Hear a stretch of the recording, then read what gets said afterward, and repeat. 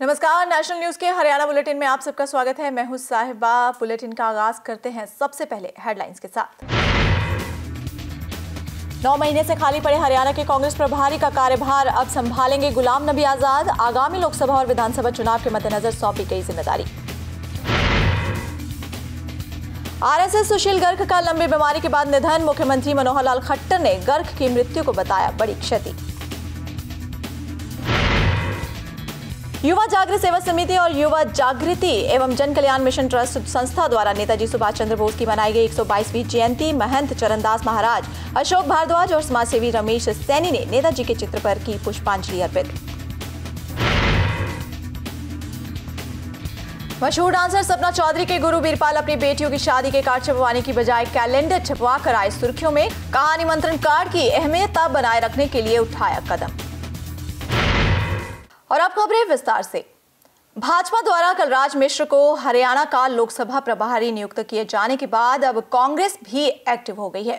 कांग्रेस ने 9 महीने से खाली पड़े हरियाणा के कांग्रेस प्रभारी का कार्यभार गुलाम नबी आजाद को सौंपा है। इससे पहले हरियाणा के कांग्रेस प्रभारी शकील अहमद और फिर कमलनाथ थे। गुलाम नबी आजाद को उत्तर प्रदेश से हटाकर हरियाणा का प्रभारी लगाया गया है। वे जम्मू कश्मीर के सीएम और केंद्र की कांग्रेस सरकार में मंत्री भी रह चुके हैं। आजाद को सोनिया गांधी और राहुल गांधी का विश्वसनीय माना जाता है। जींद उपचुनाव के लिए कांग्रेस ने केसी वेणुगोपाल को जिम्मेदारी सौंपी थी। माना जा रहा है कि आजाद को आगामी लोकसभा और विधानसभा चुनाव के मद्देनजर ये जिम्मेदारी सौंपी गई है ताकि धड़ों में बंटी हरियाणा कांग्रेस को खड़ा किया जा सके। आरएसएस सुशील गर्ग का लंबी बीमारी के चलते आज निधन हो गया है। उनके परिवार को सांत्वना देने के लिए मुख्यमंत्री मनोहर लाल खट्टर आज गुरुग्राम पहुंचे और निधन को बड़ी क्षति बताते हुए उन्होंने कहा कि गर्ग की मृत्यु से संघ और उनको गहरा आघात पहुंचा है। उन्होंने बताया कि सुशील गर्ग ने उनके साथ काफी समय काम किया है जो अब भी उन्हें याद है। खट्टर ने कहा कि वे निस्वार्थ भगवान से प्रार्थना करते हैं कि वे इस दुखद घड़ी में भगवान उनके परिवार को इस घड़ी से उभरने की शक्ति प्रदान करे। नेताजी सुभाष चंद्र बोस युवा जागृति सेवा समिति और युवा जागृति एवं जन कल्याण मिशन ट्रस्ट संस्था द्वारा नेताजी सुभाष चंद्र बोस की 122वीं जयंती बड़े उत्साह के साथ मनाई गई। इस अवसर पर महंत चरणदास महाराज, बोस तुम्हें सलाम पखवाड़े के संयोजक, राष्ट्रीय युवा पुरस्कार अवॉर्डी अशोक भारद्वाज और समाजसेवी रमेश सैनी ने नेताजी के चित्र पर पुष्पांजलि अर्पित कर बोस तुम्हें सलाम पखवाड़े का शुभारंभ किया। कार्यक्रम में स्वामी विवेकानंद शिक्षण संस्थान के विद्यार्थियों ने देशभक्ति गीत प्रस्तुत किए और नेताजी को याद किया। इसी श्रृंखला में युवाओं ने नलोई में नेताजी की प्रतिमा की स्थापना भी की। भिवानी के हनुमान ढाणी स्थित बोस तुम्हें सलाम पखवाड़े में विद्यार्थियों ने देश की एकता और अखंडता का संकल्प लिया। मशहूर डांसर सपना चौधरी के गुरु बीरपाल खरकिया इन दिनों अपनी बेटियों की शादी के निमंत्रण कार्ड की जगह निमंत्रण कैलेंडर छपवाकर चर्चा में है। बीरपाल ने निमंत्रण के लिए करीब 5000 कैलेंडर छपवाए हैं और अपने चहेतों को बांटकर शादी में पहुंचने का निमंत्रण दे रहे हैं। आपको बता दें कि बीरपाल खरकिया भवानीखेड़ा जिला के खरका गांव के निवासी हैं और एक लोकप्रिय हरियाणवी गायक भी है। सपना के गुरु और हरियाणवी गायक बीरपाल खरकिया ने बताया कि पुराने समय में लोग शादी के निमंत्रण में पीले चावल देते थे। उसके बाद हाथ से लिखा निमंत्रण देने लगे। समय के साथ लोग पैसे खर्च कर निमंत्रण कार्ड छपवाने लगे, लेकिन ज्यादातर लोग इन कार्ड्स को पढ़कर या तो फेंक देते हैं या फिर आग जला लेते हैं। ऐसे में निमंत्रण कार्ड की अहमियत बनाए रखने के लिए उन्होंने कार्ड की जगह भगवान कृष्ण और रुक्मिणी की शादी की फोटो लगाकर कैलेंडर छपवाए हैं। आजकल लोग 50 रुपए का 60 रुपए का कार्ड छपवा लेता है। लोग उसको पढ़ के मेज पे डाल देते हैं। किसी को हुक्के की आँच बनानी हो तो उस कार्ड को फाड़ के जला देते हैं। ये हमारी समाज के अंदर एक बुराई है। जो हमने कार्ड बनवाए हैं, आप देख रहे हैं बेटियों की शादी के, 2 बेटियां उनकी शादी है, तो मैंने इस ढंग से बनवाया कि लोग इनको टांगे, कृष्ण भगवान जी और माँ रुक्मण जी उनकी शादी का फोटो लगवा दिया। इस तरह से मैंने कार्ड बनवाए। गायक बीरपाल खरकिया ने बताया कि उन्होंने सपना चौधरी के साथ बड़े बड़े नेताओं, मंत्रियों और पूर्व मंत्रियों के साथ सपना चौधरी को भी निमंत्रण दिया है।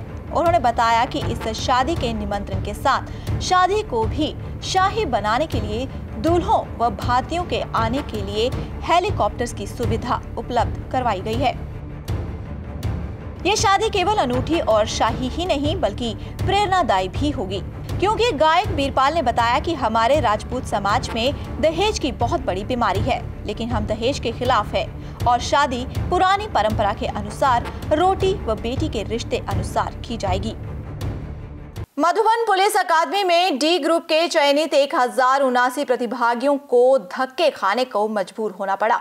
दरअसल इन सभी प्रतिभागियों को किसी द्वारा गलत टेक्स्ट किया गया कि उन्हें ज्वाइन करने के लिए मधुबन पुलिस अकादमी में मंगलवार यानी 22 जनवरी को रिपोर्ट करनी है, जिसका नतीजा ये हुआ कि प्रदेश के कोने कोने से चयनित 1089 सदस्य ज्वाइन करने के लिए उस टेक्स्ट सूचना के अनुसार मधुबन अकादमी पहुंच गए।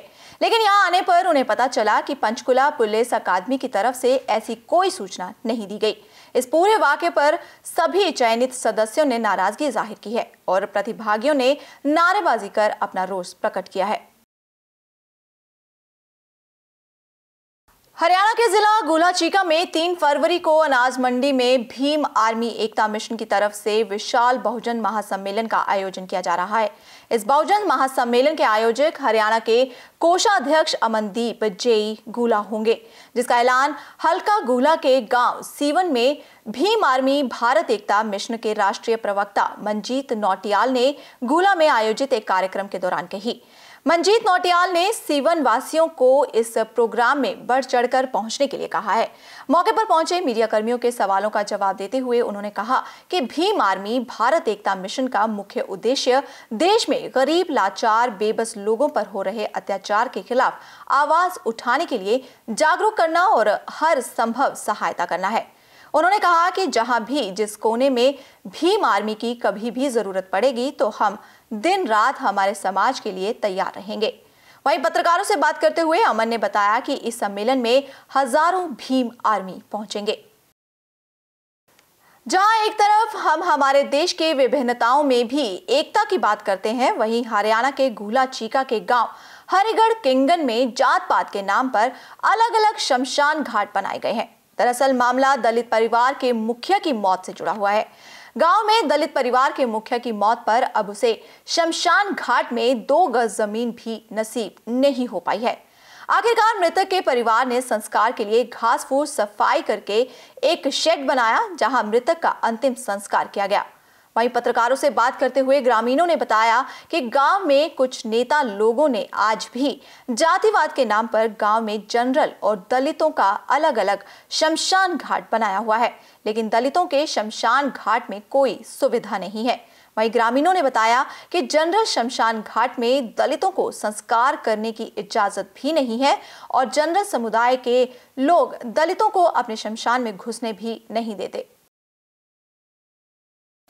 करनाल नेशनल हाईवे पर बलड़ी बाईपास के पास इंडो कैनेडियन बस के अचानक पलटने से हादसा हो गया। बड़ी बात यह है कि इस हादसे में किसी के भी हताहत होने की कोई खबर नहीं। हादसे का कारण बस ड्राइवर की लापरवाही बताई जा रही है। ये बस दिल्ली एयरपोर्ट से कई एनआरआईज को लेकर पंजाब जा रही थी कि करनाल हाईवे पर बलड़ी बाईपास के नजदीक ये हादसा हो गया। जानकारी के मुताबिक सभी एनआरआईज को सुरक्षित निकाल लिया गया है। वहीं पुलिस ने मौके पर पहुंचकर जांच शुरू कर दी है। कहाँ जा रहे थे आप? आज सुबह हम कनाडा से दिल्ली पहुंचे थे, तो हमने ये बस ली और सारे रास्ते में जो ड्राइवर अच्छी तरह नहीं चला रहा था, हमने सभी सवारियों ने इसको बार बार बोला कि आप ज़रा अच्छी तरह से चलाओ, तो ये हमें जवाब देता था ये कनाडा नहीं है, ये इंडिया है, जहाँ ऐसे ही बस चलती है। तो 1-2 दफ़ा हमारे साथ इसने बदसलूकी भी की, मैं ऐसे चलाऊँगा। तो यात्रियों को चोटें लगी हैं? नहीं, चोट से तो सभी बच गए, लेकिन छोटी मोटी चोटें नहीं, चोट से तकरीबन बच गया। एक बच्चा डिगा था, वो भी बच गया। ठीक है, तो इमरजेंसी एग्जिट नहीं था बस? नो, इमरजेंसी एग्जिट नहीं था। तो लोगों ने ज़्यादा कसूर इस ड्राइवर का था, जैसी खिड़की तोड़कर निकाला है लोगों को? ये शीशे तोड़ के निकाले सर। आपका नाम? गुरमीत सिंह, 38 संत एवेन्यू, जलंधर। करनाल में पिछले कुछ समय से बदमाशों का आतंक जारी है। बीते रविवार को दिन दिहाड़े बदमाशों ने नेशनल हाईवे पर दादुपुर निवासी विकास को गोलियां मारी, जहां अस्पताल पहुंचते ही उसकी मौत हो गई। वहीं घटना को अंजाम देने के बाद आरोपी अपनी कार्रवाई छोड़कर बंदूक की नोक पर किसी अन्य की स्कूटी छीनकर भाग गए। मृतक 26 वर्षीय विकास रोजाना की तरह अपने गांव से तरावड़ी की तरफ जा रहा था, तभी दादुपुर गांव के पास नेशनल हाईवे 44 पर ढाबे के नजदीक उसे गोलियों से छन्नी कर दिया गया। एक के बाद एक के बदमाशों ने विकास को गोलियां मारी, जिससे उसकी मौत हो गई। वहीं घटना का एक लाइव वीडियो भी अब सामने आया है। वहीं सूचना मिलते ही पुलिस मौके पर पहुंची और आरोपियों को पकड़ने के लिए आगे की जांच शुरू कर दी है। हालांकि 24 घंटे बीत जाने के बाद भी अब तक पुलिस किसी भी आरोपी को पकड़ नहीं पाई है। मेडिकल साइंस आज समय से भी आगे निकल चुका है। विभिन्न बीमारियों के इलाज के लिए नई नई तकनीकें विकसित हो चुकी है। कृत्रिम अंग तक लगने लगे हैं, लेकिन शरीर में मौजूद रक्त ऐसा तत्व है जिसका कोई भी विकल्प आज तक नहीं बन पाया है। रक्त के बदले रक्त ही काम आता है, इसलिए आवश्यक है कि रक्तदान अवश्य करना चाहिए। आज हम आपको कर्ण नगरी में एक ऐसी दंपति के बारे में बताने जा रहे हैं जो कि रक्तदान कर सैकड़ों जिंदगियां बचा चुका है। करनाल के ही रहने वाले कपिल और उनकी पत्नी रूबी समय समय पर रक्तदान करते रहते हैं। कपिल 53 बार तो उनकी पत्नी रूबी अब तक 27 बार रक्तदान कर चुके हैं। आलम अब ये हो चुका है कि यदि किसी जरूरतमंद को रक्त की आवश्यकता है तो वह कपिल को फोन कर रक्त प्राप्त कर सकते हैं। 6,500 यूनिट रक्तदान रुपए कपिल और उनकी पत्नी के साथ साथ लगाए गए लगभग 55 रक्तदान शिविर में 6,500 यूनिट रक्त इकट्ठा कर जरूरतमंदों को दिया जा चुका है। करनाल का ये दंपति अब अन्य लोगों के लिए प्रेरणा का स्रोत बना हुआ है। 40 वर्षीय कपिल ने बताया कि करीब 14 साल पहले उनके मन में इस सेवा को करने का भाव जागृत हुआ, जिसके बाद वे लगातार समय समय पर कैंपों का आयोजन कर जरूरतमंदों के लिए रक्त एकत्रित करते रहते हैं। उन्होंने कहा कि रक्तदान करने से शरीर पर कोई भी प्रभाव नहीं पड़ता, बल्कि रक्त में मौजूद बीमारियों का पता चलता रहता है और शरीर में साफ रक्त का संचारण रहता है। ब्लड डोनेशन की जो हम सेवा कर रहे हैं, ये पिछले 14 सालों से तो लगभग मैं रेगुलर ब्लड डोनेट कर रहा हूँ और ब्लड कैंप्स जो मैं लगभग 6-7 सालों से लगा रहा हूँ। मैं खुद अब तक 53 बार ब्लड डोनेट कर चुका हूँ और मेरी वाइफ 27 बार ब्लड डोनेट कर चुकी है।